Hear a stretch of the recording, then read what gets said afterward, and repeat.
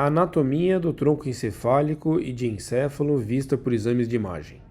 Aula apresentada pelo Dr. Luiz Felipe Godoy no curso de Neuroanatomia e Técnica Neurocirúrgica da disciplina de Neurocirurgia do Hospital das Clínicas da Faculdade de Medicina da Universidade de São Paulo. Olá a todos, é um prazer ter todos aqui mais uma edição do nosso curso de Neuroanatomia e Técnica Neurocirúrgica da disciplina de Neurocirurgia do Hospital das Clínicas da Faculdade de Medicina da Universidade de São Paulo. Hoje a gente tem a honra de chamar o Dr. Luiz Felipe Godoy. Ele é um neuroradiologista e se dedica mais ao Hospital das Clínicas e ao Hospital Albert Einstein. É muito bom trabalhar junto com o Luiz. Ele também senta em algumas reuniões que eu faço parte, né, de neuro-oncologia, e ele sempre está ajudando a gente a cuidar dos nossos pacientes. Hoje a intenção é mais acadêmica do que assistencial, né, mas ensinar aí os nossos alunos, principalmente os nossos residentes, a neuroanatomia, principalmente aplicada no nosso dia a dia.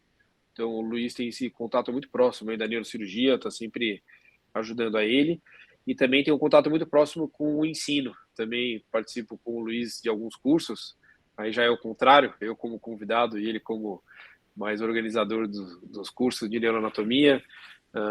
Ele é responsável, junto com outros, né, mas por montar a grade de neuromorfologia da Faculdade de Medicina do Albert Einstein, e junto com outros neuroradiologistas também, doutora Fabiana, doutor Alcino. Então ele também está bem assim, experiente em dar aulas, e gosto muito da didática dele, então com certeza vai ser uma aula excelente. Então, Luiz, obrigado aí por aceitar e por vir no nosso curso. Obrigado, Ribas. Eu que agradeço aí, obrigado pela introdução, ter mostrado aí tudo um pouco aí da minha atividade diária, né? Realmente tenho o prazer de compartilhar e aprender muito aí contigo, com a turma da neurocirurgia. Bom, então vamos começar. A anatomia do diencéfalo e do tronco encefálico por imagem, tá? A gente vai fazendo aqui, eu vou focar nas imagens de ressonância magnética e a gente vai fazendo de cima para baixo, tá? Mostrando aí os principais localizações e como que a gente faz para navegar e se localizar na imagem de ressonância magnética. Bom, vamos começar no diencéfalo, então vou começar já no tálamo, tá? Então vamos mostrar diencéfalo, tálamo, hipotálamo, subtálamo, epitálamo, mostrar as principais regiões, e depois a gente vai descendo aí, da comissura posterior para baixo. Então, da comissura posterior para cima, diencéfalo, da comissura posterior para baixo, tronco encefálico. Então, vamos começar na parte de cima. Bom, primeiro eu vou mostrar essa imagem, que é do livro do Ângelo Machado, né, as principais regiões do tálamo. Aqui não é o objetivo da aula, aqui falar sobre todos os núcleos de maneira exaustiva, mas sim focar naqueles principais, né, do ponto de vista clínico, anatômico, funcional, né, que vocês também, dentro da carreira neurocirúrgica, vão se deparar bastante com essas localizações e funções. Bom, o tálamo, como a gente sabe, tem diversas funções muito importantes no funcionamento do sistema nervoso central, começando aqui pelo núcleo anterior do tálamo. Então a gente vê aqui, primeiro, essa faixa de substância branca, né, que é a estria, a lâmina medular interna do tálamo. Então essa lâmina medular interna, ela corta o tálamo no meio e se estende na sua extremidade anterior como uma letra Y, né? E essa letra Y abraça o núcleo anterior do tálamo, que tem uma função primordial na memória, né, uma função límbica, né? Aí, junto desse núcleo, né, vai passar o trato mamilo-talâmico, né, entrando nele ali, vindo do corpo mamilar, que faz parte do circuito de papéis da memória, importantíssimo na memória e no aprendizado. Então, vamos fazendo aqui no sentido horário, né? Agora, o núcleo, anti-horário, né, para trás. Na posição lateral, já os núcleos do grupo lateral são esses que ficam lateral à lâmina medular interna. A gente vai ter os anteriores aqui, que tem uma função motora, né? São chamados ventral anterior e ventral lateral, ou também de ventral oralis, né? Dependendo do local onde a gente olha, a nomenclatura ela varia, mas esses anteriores têm uma função principalmente motora, conectando-se com o globo pálido, né? Participando aí do processo da alça, né? do estriado tálamo cortical, né? Pálido estriado tálamo cortical. A porção posterior, né? Aqui a gente tem dois, o ventro posterolateral e o ventro posterolateral medial, né? O lateral e medial. Tem uma função sensitiva, né? Que as sensibilidades, as vias sensitivas vão acabar nesses dois núcleos, o ventro posterolateral e o ventro póstero-medial. Entre eles aqui, né, entre os núcleos ventral anterior e lateral e a porção sensitiva, a gente vai ter um núcleo ventral intermédios, que fica atrás aqui do ventral lateral. O ventral intermédio é importante, principalmente no desenvolvimento das cirurgias hoje em dia para tratamento de tremor essencial, funcional, tremor essencial, e parkinsonismo, onde predomina o tremor como sintoma principal.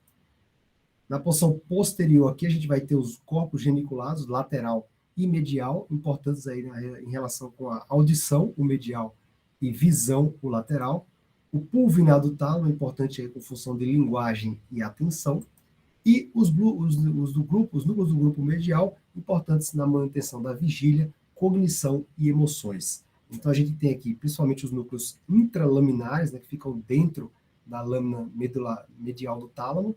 Esses são importantes, fazem parte do sistema ativador reticular ascendente. E os do grupo dorso medial, aqui em amarelo, aí tem uma conexão com o córtex pré-frontal, tem importância aí nas funções cognitivas e também participa da emoção junto com o sistema límbico, no controle emocional. Então, aqui a gente tem as principais áreas do tálamo e os principais núcleos, que eu vou tentar mostrar aqui. A gente vai ver que na imagem nem sempre a gente vai conseguir ter uma resolução suficiente para ver tudo isso, né? A gente tem uma noção da topografia. Bom, vamos aos limites, então. Então, eu vou mostrar uma imagem no plano axial, plano coronal.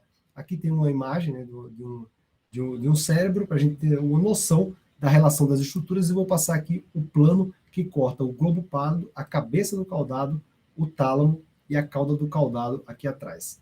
Então, a gente vê aqui nesse plano, numa imagem axial, essa imagem é uma sequência chamada FGAT. É uma sequência rápida, focada em imagem da substância cinzenta. O G, o FGAT, é de Gray, Inversion Recovery. Então, é uma imagem rápida de aquisição, de inversão de recuperação com foco na substância cinzenta. Então, aqui a gente vai ver um alto sinal na substância cinzenta. Além disso, essa imagem tem uma boa resolução espacial também. A gente faz cortes milimétricos, então ela tem uma boa resolução para delinear as estruturas. A gente vai ver aqui um sinal mais alto na substância cinzenta, como a gente pode ver aqui o putamen, o globo pálido. Veja que a separação do globo pálido externo e interno fica muito boa, né, com a lâmina medular medial aqui do globo pálido também separando o globo pálido interno e externo. A gente consegue ver bem essa sequência FGAT. O ramo posterior da cápsula interna está aqui como o limite lateral do tálamo, tá? Então, o limite lateral, o ramo posterior da cápsula interna, como a gente sabe, importantíssimo aí, pois o trato córtico espial passa nele, né, nesse ramo posterior. O limite anterior aqui é o forame de Monro, né? E a gente vai ter o forame de Monro e a coluna do fórnix descendo aqui, né, com o plexo coroide aí aderido numa perninha no tálamo e outra perninha na coluna do fórnix, né? Então, a coluna do fórnix e o forame de Monro são os limites anteriores. O limite medial é o terceiro ventrículo, né? Naturalmente, o limite medial e o limite superior vai ser o terceiro ventrículo. Eu vou mostrar também uma imagem coronal. E no limite posterior aqui a gente tem a cauda do hipocampo. Tá? Então, a cauda do hipocampo está fazendo a volta aqui atrás, né? Aqui está a crura do fórnix, né? Lá na frente a coluna, aqui a crura do fórnix, terminando o fimber, começando a crura do fórnix junto com a cauda do hipocampo. Bom, aqui a gente consegue ver num corte também lá na porção posterior da região central aqui, né, centroencefálico, central core, onde a gente consegue ver o tálamo, o ramo posterior da cápsula interna, e aqui todo o seu limite superior e medial. Tá vendo? O limite superior e medial, que é ventrículo, né? Ventrículo na margem medial, ventrículo na margem superior. O ramo posterior da cápsula interna é o limite lateral, e o limite inferior vai ser a transição tálamo com mesencéfalo. Então, aqui embaixo a gente tem o mesencéfalo, estando posicionado o núcleo subtalâmico nessa transição entre o tálamo e o mesencéfalo. Depois a gente vai ver ele com sequências mais adequadas, sequências posicionadas para a gente ver o subtalâmico. E também o hipotálamo, né? Então, o limite inferior, mesencéfalo e hipotálamo, limite lateral, ramo posterior da cápsula interna, limite anterior, forame de Monro, coluna do fórnix, e o limite medial e superior, o terceiro ventrículo. Né? Só para a gente pensar aqui primeiro nos limites do tálamo. Então, veja como é uma massa de substância cinzenta, fica com um sinal mais alto nessa sequência FGAT. Aqui uma imagem também para a gente ver o limite lateral, a cápsula interna, e vejam a correlação aqui, ó. Vejam a margem lateral do tálamo, nessa imagem aqui, FGAT, e a correlação com a imagem tensor de difusão da tratografia, onde a gente vê aqui as cores, né, das fibras da cápsula interna. Como elas têm um sentido crânio-caudal, ela fica na coloração em azul, porque na imagem de tratografia, nessa reconstrução do mapa colorido, a gente convenciona, né, que tudo que tem sentido crânio-caudal vai ser mostrado em azul, látero-lateral em vermelho e antero-posterior em verde. Então vejam que o ramo anterior da cápsula interna fica mostrado aqui em verde, né, as fibras estão passando num trajeto mais horizontal, enquanto que no ramo posterior a gente vê em azul, as fibras estão passando num trajeto mais crânio-caudal. Né? Então as fibras estão vindo lá do frontal aqui, ó, em verde e aqui em azul. E aqui a gente tem o tálamo com o seu limite lateral da cápsula interna. Veja que a gente consegue ver algumas estruturas aqui dentro do tálamo, né? Como, por exemplo, essas estruturas com sinal mais baixo aqui, ó. Isso é substância branca, né, no meio da substância cinzenta. Isso aqui é o trato mamilo-talâmico, tá? É o trato que vem ali do corpo mamilar, de baixo para cima, para se conectar com o núcleo anterior do tálamo e faz parte do circuito de papéis com função de memória e aprendizado, tá? Então aqui a gente vê o trato mamilo-talâmico. Aqui atrás a gente consegue ver o trígono das abêndulas e a comissura das abêndulas também, na margem posterior, fazendo aqui a interface, né? À frente o terceiro ventrículo e atrás a cisterna da pineal. Né? Aqui vai ficar a glândula pineal.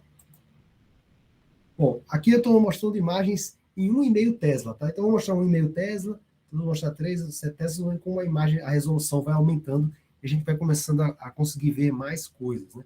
Então aqui a gente tem de cima para baixo, tá? Então esse é o corte mais alto e aqui a gente vai descendo, aí depois vem para esse aqui, vai descendo, e a gente vai vendo algumas estruturas. Então, na porção mais superior ali do tálamo, né, a gente consegue ver aqui um pouco dessa fibra branca descendo ali da conexão, né, do trato mamilo-talâmico, olha ele lá, né?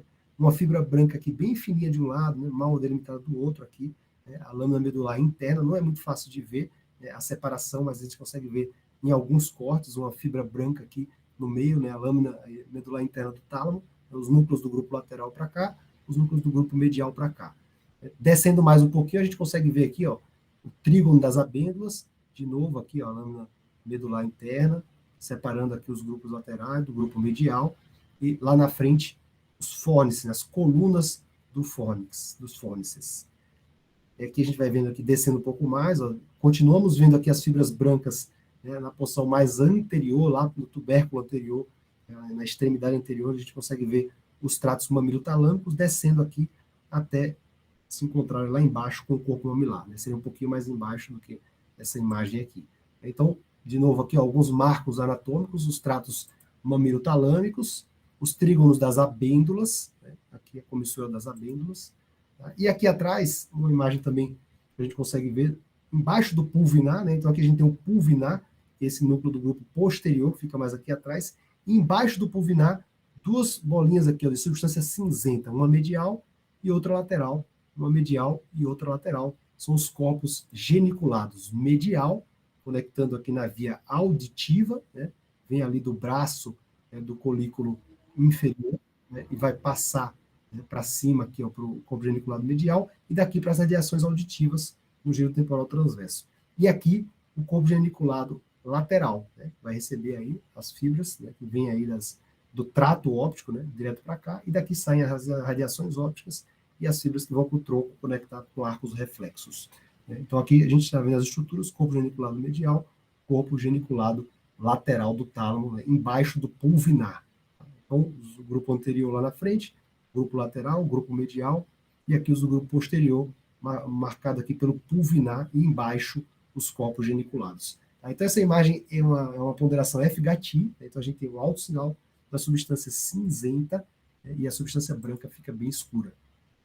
Agora, aqui, imagem de 7 Tesla, né, do cadáver, esse artigo aqui da Clínica Maio 2020, né, mostrando aqui as estruturas. E aqui uma imagem de 3 Tesla ao lado, né, para a gente correlacionar.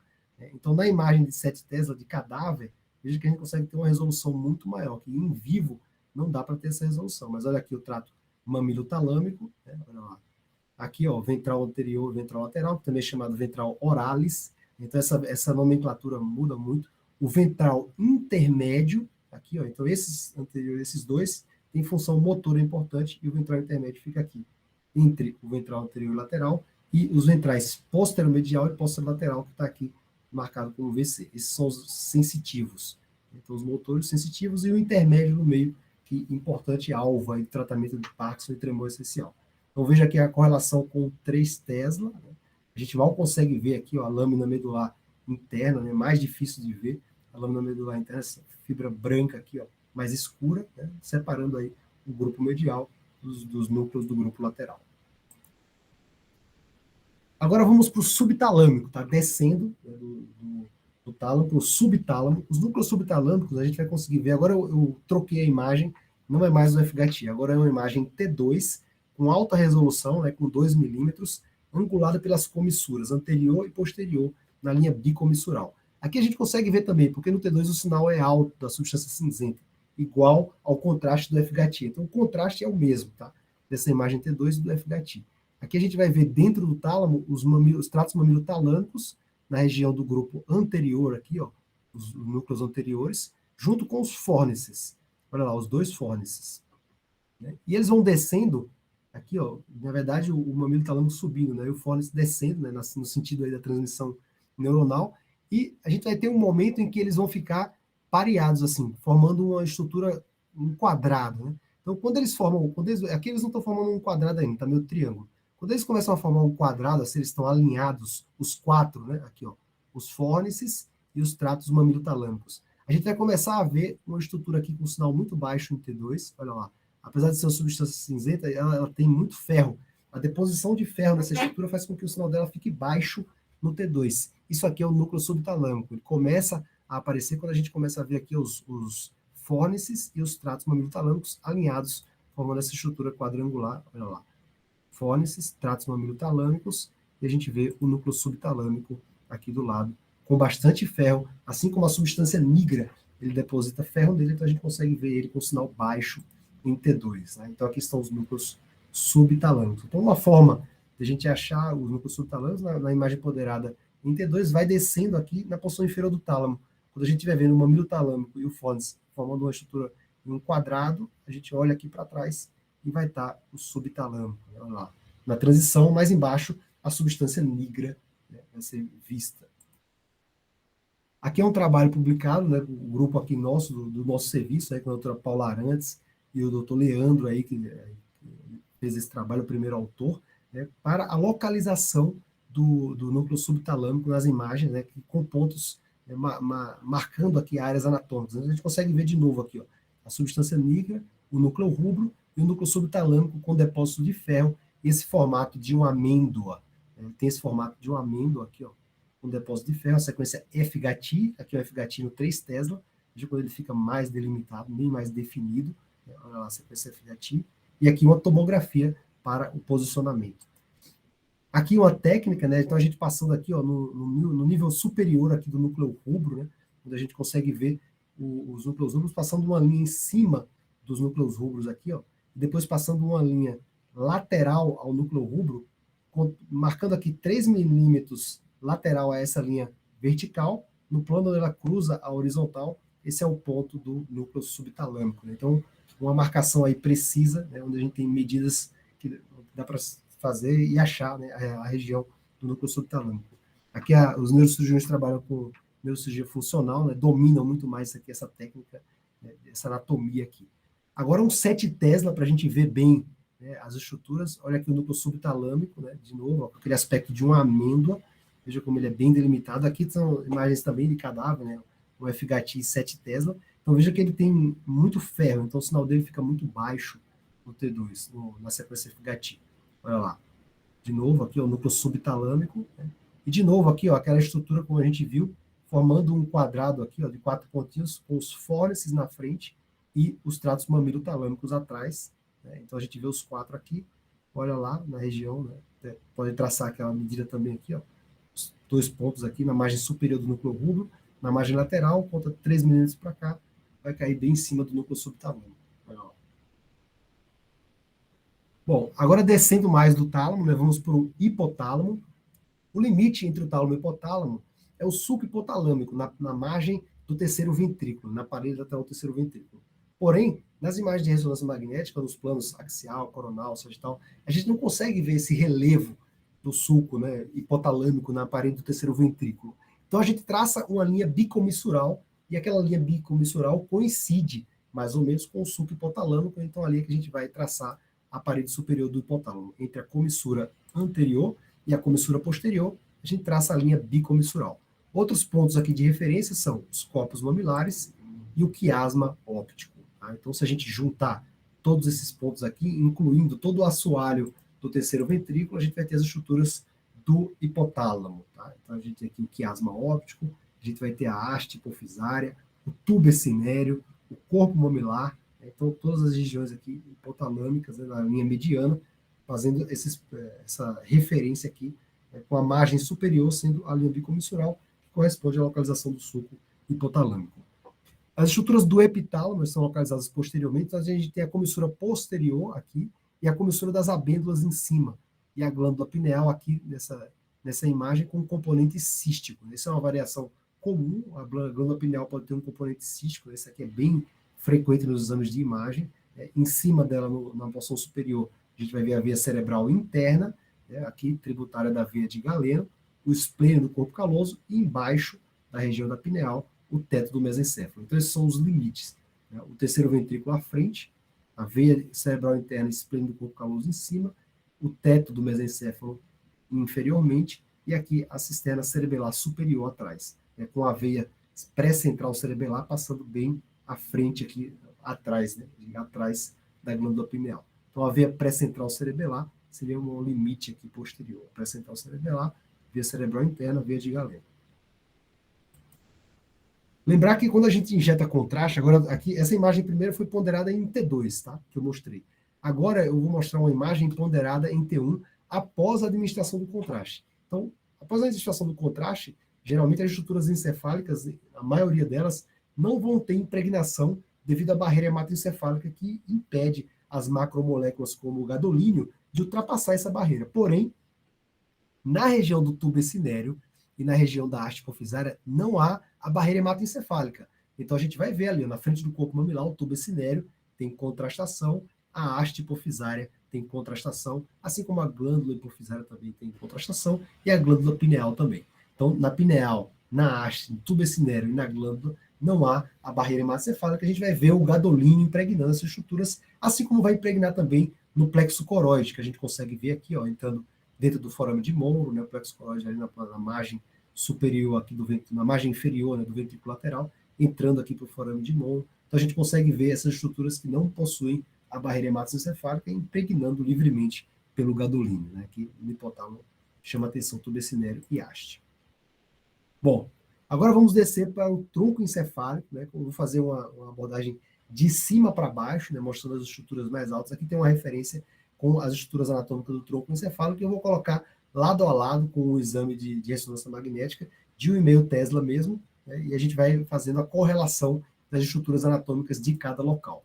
Bom, então a gente vai ter aqui a comissura posterior como o limite, né, entre o diencéfalo e o tronco encefálico, né, que seria bem acima aqui, ó, do teto do mesencéfalo e abaixo da glândula pineal. A comissura posterior, a gente passou uma linha reta aqui, acima eu estou em diencéfalo e abaixo o tronco encefálico, começando pelo mesencéfalo.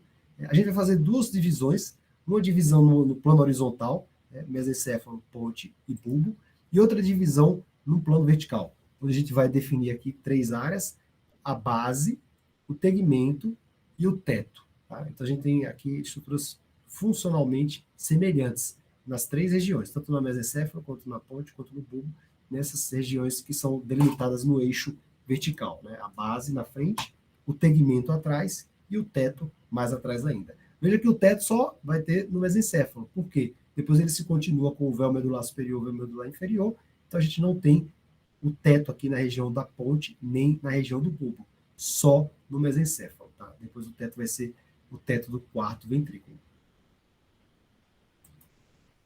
Bom, no mesencéfalo, a gente vai passar 2 planos. Um no eixo dos colículos superiores e outro no eixo dos colículos inferiores.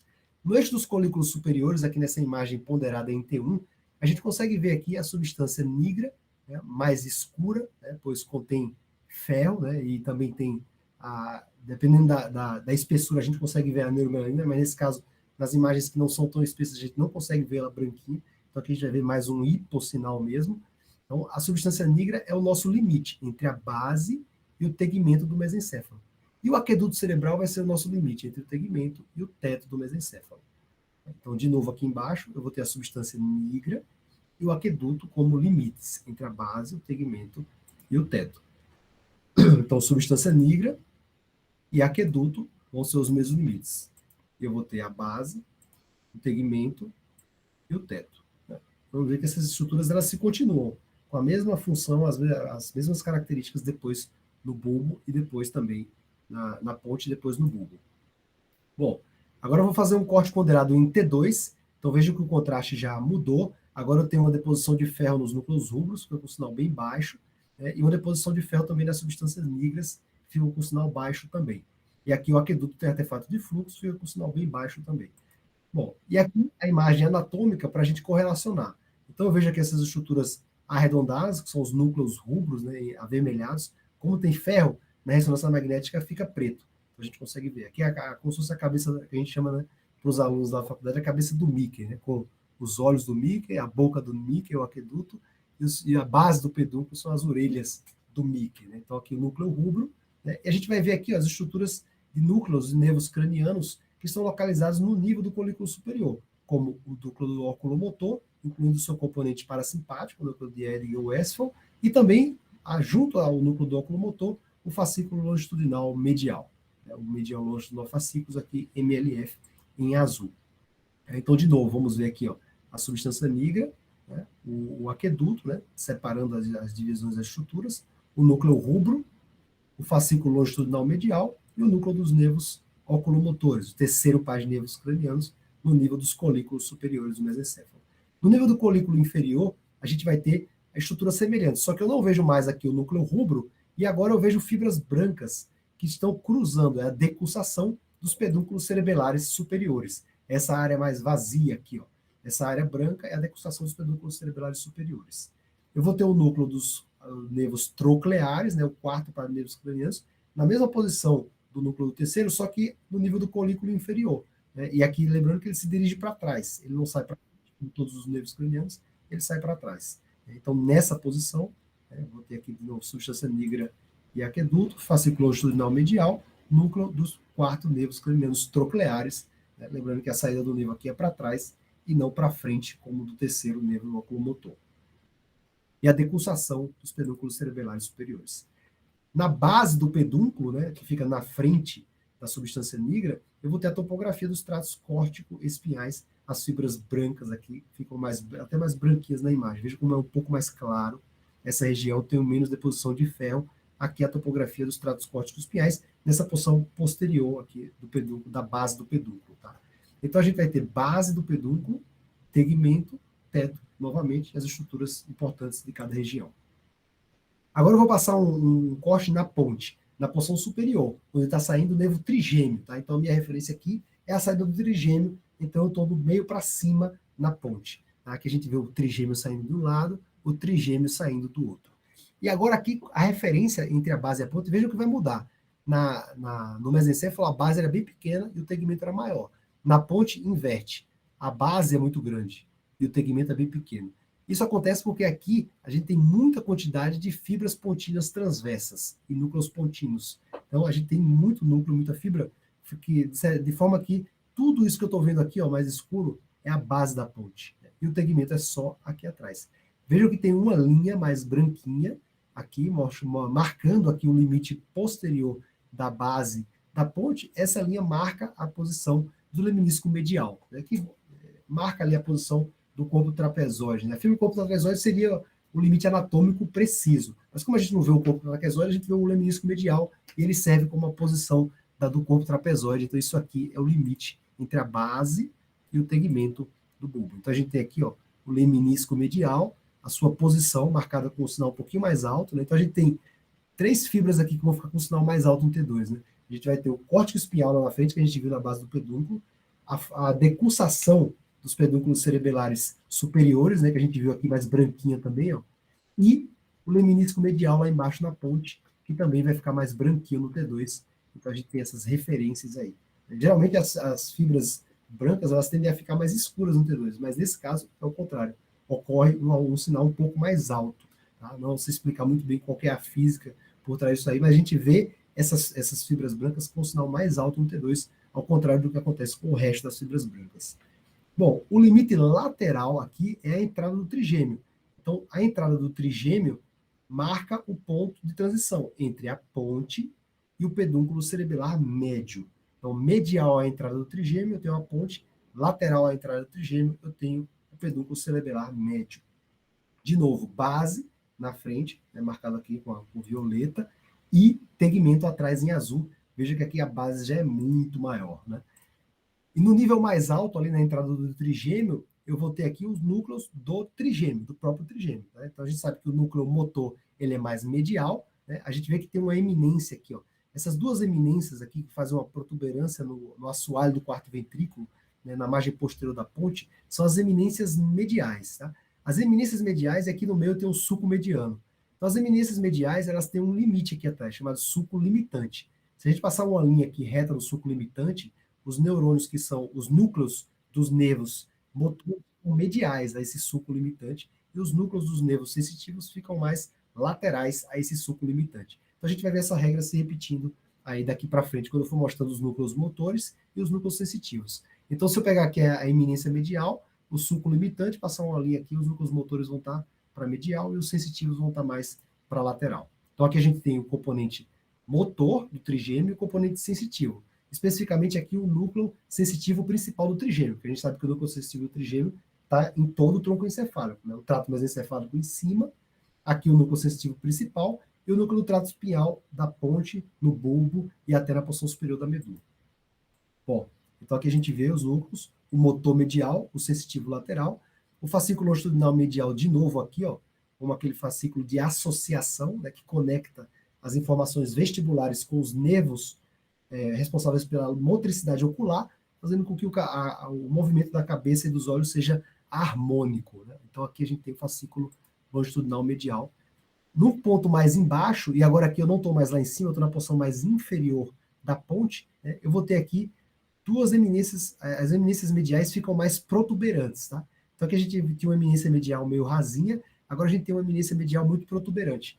Essa protuberância maior, essa parte da eminência medial que é mais avolumada, né, que cresce um pouco mais, são os colículos faciais. Tá? Então aqui é a topografia do colículo facial. É no meio da ponte, né, no meio um pouquinho para baixo, né, e a gente vai ver que a eminência medial fica mais volumosa.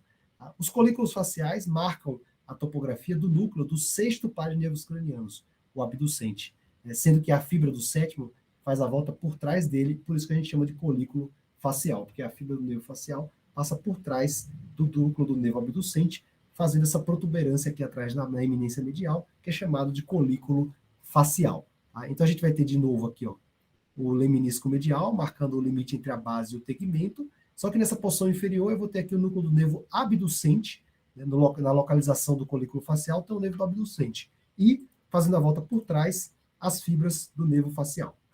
Então essa é a topografia, e aqui a estrutura para a gente ver, ó, como que fica, né? O núcleo, os motores mais mediais, os sensitivos mais laterais.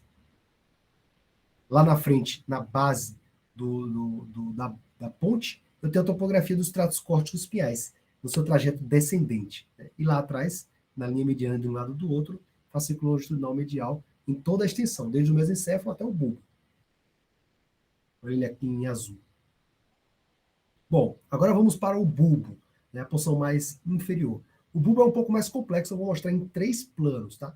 Então a gente tem um plano mais alto, que é bem na transição entre o bulbo e a ponte. Aqui no plano axial, nessa imagem ponderada em T2, o bulbo fica com essa estrutura, parece uma botinha, tá vendo como parece uma bota aqui, com o bico da bota, aqui o cano da bota.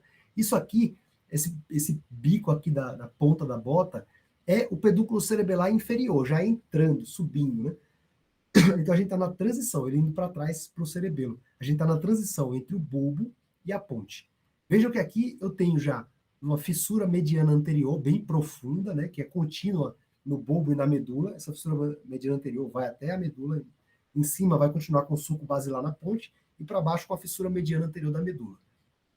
De um lado e do outro, as pirâmides bulbares formam essas proeminências e aqui eu vou ter 2 sulcos, um lateral anterior e um lateral posterior, delimitando essa protuberância que corresponde às olivas bulbares, tá? Então aqui tem o oliva bulbar, importante aí no aprendizado motor automático, né?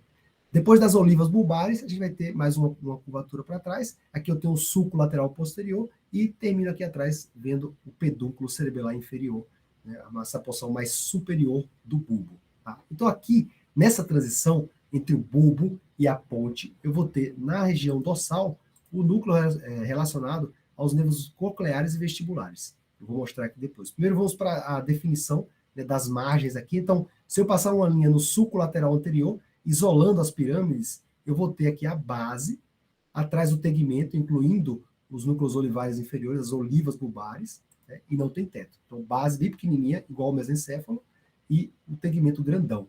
É só a ponte que é o contrário, né, que é uma base grandona e o tegmento pequenininho. Então, aqui base e o tegmento da região do bulbo. Então, na porção mais superior, eu vou ter aqui os núcleos vestibulares, né, que ficam medial aqui no assoalho do quarto ventrículo, e os núcleos cocleares que ficam na ponte e nessa transição entre a ponte e o bulbo.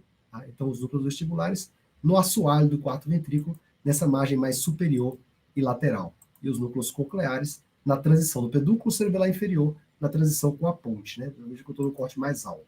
E aqui, de novo, fascículo longitudinal medial, em toda essa região mesial da ponte, do bulbo e do mesencéfalo. E aqui eu tenho o leminisco medial, só que aqui ele fica vertical. Por quê? Aqui está havendo uma decussação do leminisco medial. Aquele mesmo que ficava horizontal na ponte, no bulbo ele fica vertical, porque está havendo a decussação. As fibras direitas passando para a esquerda e a esquerda passando para a direita. Então aqui ó, tem uma decussação dos leminiscos mediais.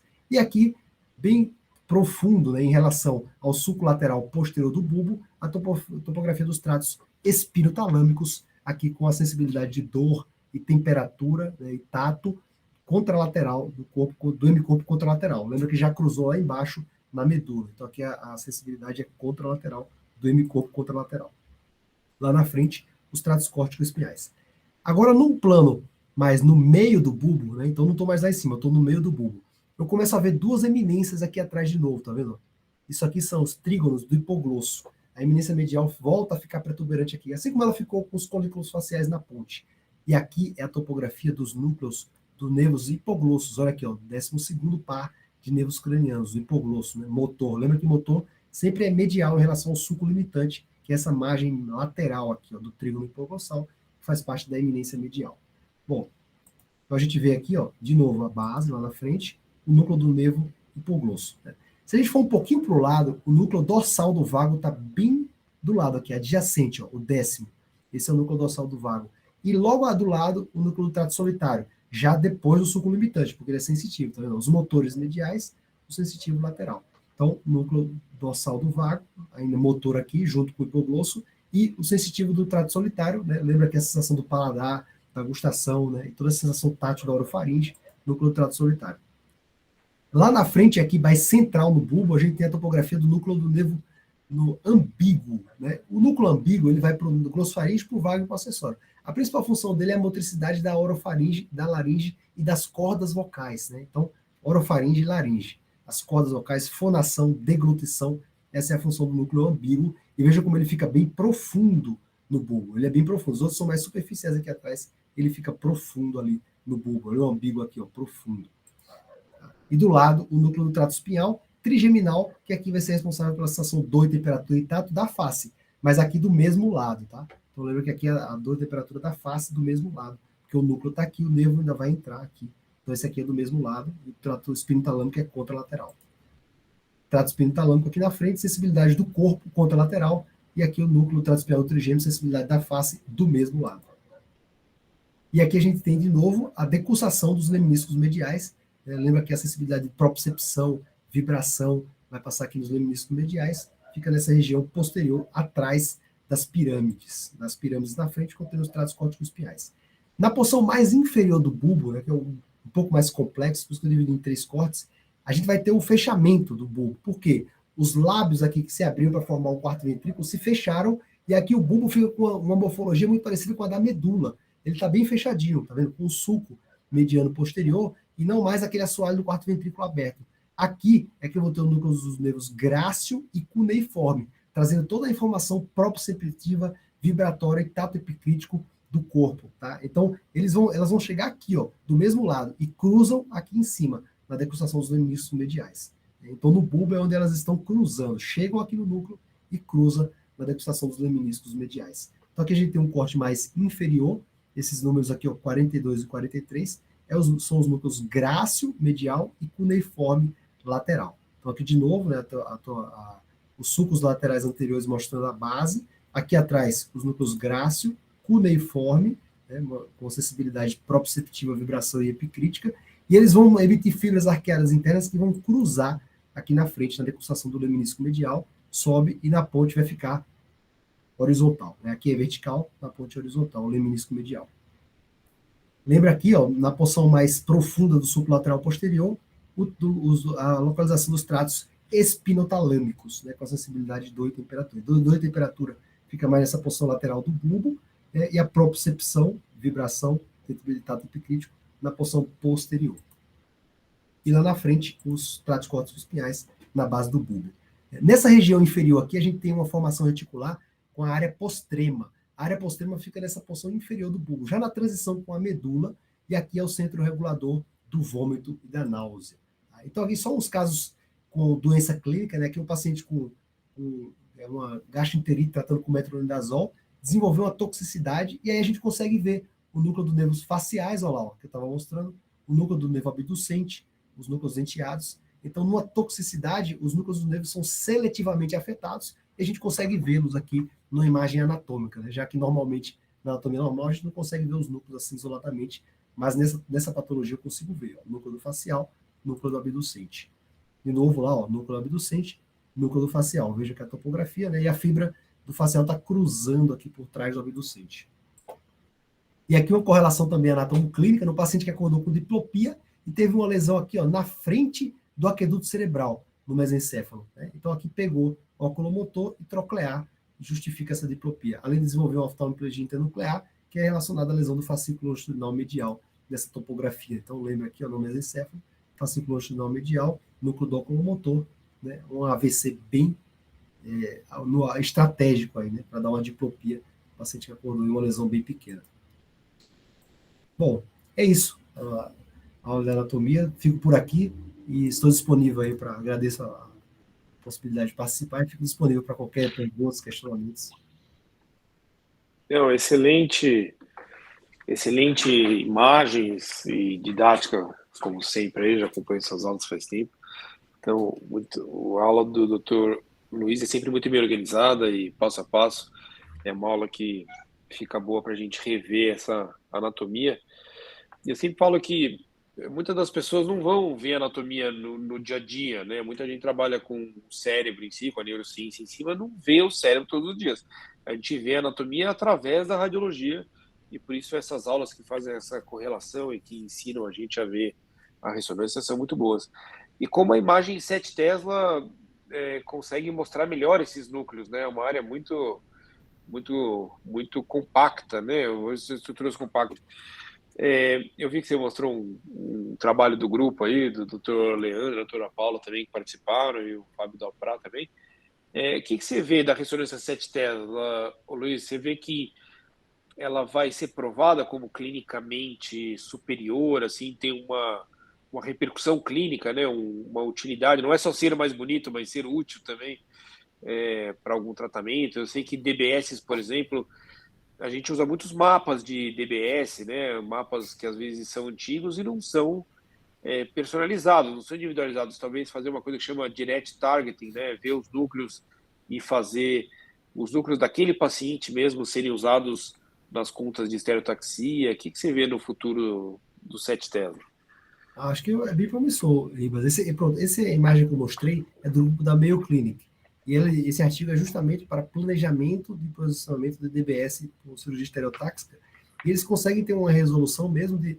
Não é que ele colocou um mapa ali, né? Ele está vendo ali as estruturas. Né? Você pode também colocar mapas, né? Fazer sobreposição de mapas. O pessoal que faz cirurgia funcional tem prática com isso. Mas ali no 7 Tesla você consegue ver mesmo, né? As estruturas têm uma resolução espacial.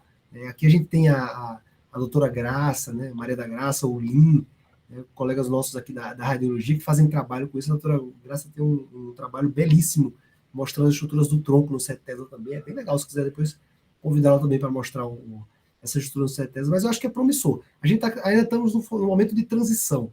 Se você pegar os grandes serviços nos Estados Unidos, eles já usam no dia a dia, na prática clínica, né? Aqui no Brasil a gente está usando ainda mais para pesquisa, porém, em alguns casos selecionados, por exemplo, um paciente que você quer localizar um núcleo de forma mais precisa, ou então, como a gente discutiu, o paciente que tem epilepsia e você não acha onde é que está o foco, né? Você quer lá procurar o foco de uma forma mais acurada, o 7 Tesla vai acrescentar sensibilidade naturalmente, né? Porque a resolução espacial e a resolução do contraste tecidual vai aumentar, é melhor. Claro que com todas as limitações, né? Que o paciente assim, tem mais artefatos, o paciente se movimentar, né? Na fossa posterior, onde a gente tem osso, né, mastoide, pode dar um pouco de dificuldade. Se o paciente tiver algum aparelho, aquele artefato vai ser magnificado. Então, com muitas limitações, mas ainda eu acho que é promissor. A cultura é promissor. Como você falou, os artefatos aumentam também. Eu tinha conversado um pouquinho sobre alguns projetos para seio cavernoso, por exemplo, e também, né, o ar perto do seio esfenoidal ia ser magnificado também, né? Isso. E, essa é a limitação, né? Vamos ver o que vai acontecer. Vamos abrir para perguntas aqui. Eu não sei se os residentes têm alguma pergunta. No fundo, as aulas são muito autoexplicativas, né? Então, acaba sobrando pouco espaço para pergunta. Mas se alguém tiver alguma pergunta, não só os residentes, só os convidados também fica à vontade.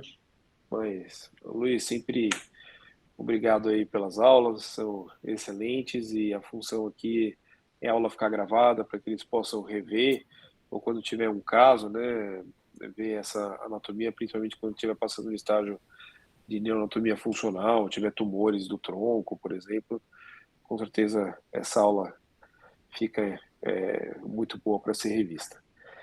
Tá Obrigado, bom. Luiz. Tá bom, Luiz. Obrigado aí, obrigado pelo aceite, por estar à disposição. Prazer ter você aqui. Agradeço a oportunidade. Até mais.